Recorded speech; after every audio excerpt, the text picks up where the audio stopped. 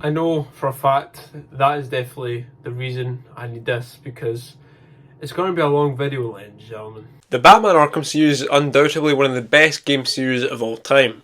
However, there has been some games which have flopped, and mostly the majority of everything else has been successful, such as Arkham Asylum and Arkham City. So today we're going to be ranking all Batman Arkham games from worst to best. I am going to be excluding a few things from this list, such as the Arkham Underworld mobile game, as well as the Assault on Arkham movie, since that isn't really connected to the games, even though it does say that it is, when it's really just a cash grab to the games. So yeah, that's why it's not getting included. Without further ado guys, let's get into the top 6 Batman Arkham games ranked. Coming in at last place is the VR game that wasn't really well received by reviewers and was really just a cash out game for the PSVR. Batman Arkham VR. In this story we see an immersive experience as you become Batman and set off to find out who killed Nightwing and finding out who the killer really is. Let's just say it always comes around to the Joker. The reason I'd say it is probably the worst is because there isn't much any great moments of gameplay and the story is very short and bland and just feels like really like a small DLC to Arkham Knight.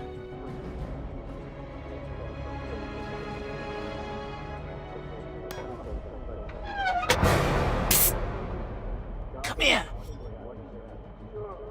Patsy! And now we're moving on to the game that never really got a platinum good release, and that was Arkham Origins Blackgate. This, as I said, this was only really on the PS Vita and the 3DS, and was set 3 months after Arkham Origins. In this story, Batman is rushed to Blackgate prison to encounter a problem, and also sees Catwoman along the way and tags along with her, because, you know, she's Catwoman. And it tags along with her. This game is essentially Arkham Origins 2, as it just talks even more about Black Mask. For me the gameplay isn't too bad, but I'm really not a big fan of the side-scrolling camera and the fact that it's a handheld exclusive. If on console it would have been a much better experience. Batman Arkham Origins really dived into the origin of Batman and really amplified the Dark Knight as a more intimidating character. I mean, you can just see that he drops a character named Loose Lips from a Christmas tree. Too late. I already have what I need. No!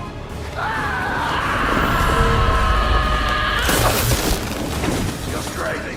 You're freaking crazy! However, the main story focuses on Black Mask and his 8 assassins hunting down Batman and a bounty on Batman's head.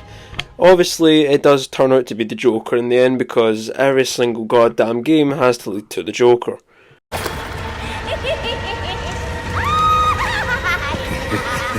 It's been you this whole time. You hired the assassins. You've been running Sionis' operation. Well, technically it's my operation now. This story also bonds a relationship between Gordon and Batman, and really grieving in the relationship with the GCPD. And also, it does definitely define them as what they kind of have now and the future. We've earned Gotham's respect. If that were true, I wouldn't be.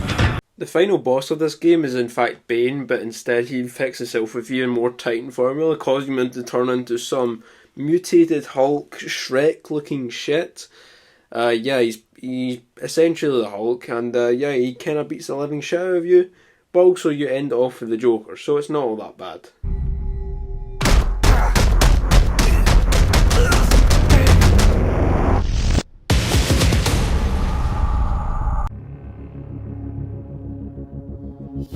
Batman Arkham Knight got a lot of praise as it released, with players getting really excited over the Batmobile being finally playable.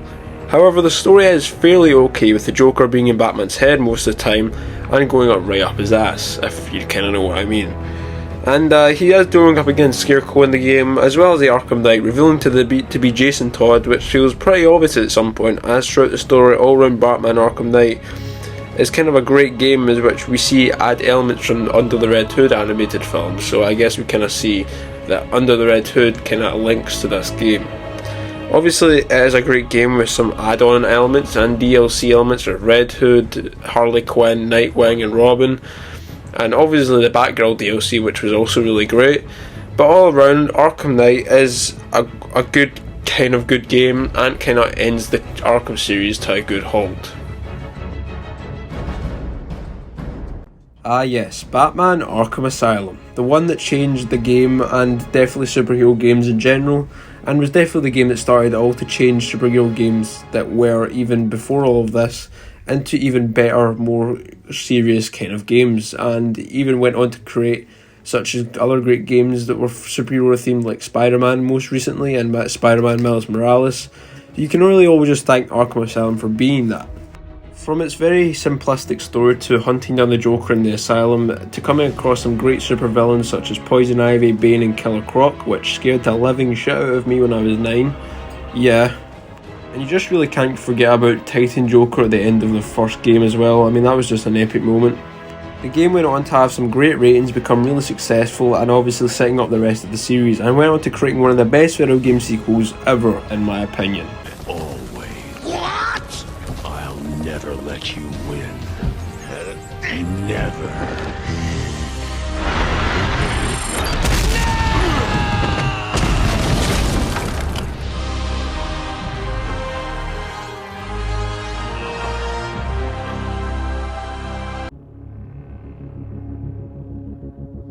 Certainly one of my favourite games of all time, coming at the number 1 spot is of course Batman Arkham City, and it was also one of the first ever games I ever played as a kid. Getting it for Christmas in 2011 and the PS3, like, that was a time to be alive, right? Out of all the Arkham games, this definitely has the best bosses such as Mr. Freeze, Solomon Grundy, Clayface, Ra's al Ghul. And this game also really packed a punch with its story, with the Joker being really sick from the Titan formula he took during Arkham Asylum to become big in Titan formula, Big Hulk motherfucker. Yeah, that's what I'm going to call the freaking Titan Joker from the one. And trying to hunt down a cure from Ra's al Ghul over to Mr. Freeze, which kind of gets you a back and forth between all the different characters, which makes it a much more diverse game compared to the others. And the ending to this game is simply one of the best. I won't spoil it for everyone who hasn't played it, but it's certainly a must play and definitely one of the greatest endings in video game history, and definitely gives you a big twist that I'm sure most people are going to love.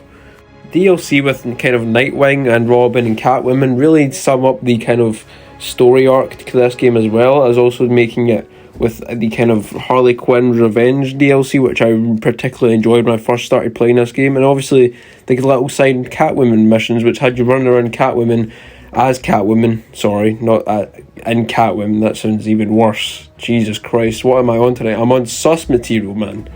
As you track down Two-Face to get your stuff back. Pretty self-explanatory. Therefore, Batman Arkham City is easily the best out of the Arkham series, and definitely a little golden gem for years to come. So with that being said, guys, I hope you guys enjoyed this video about the ranking of the Arkham games. If you did want to see more of these type of ranking videos, make sure to drop a like and subscribe. And I'll see you guys in the next one. Peace.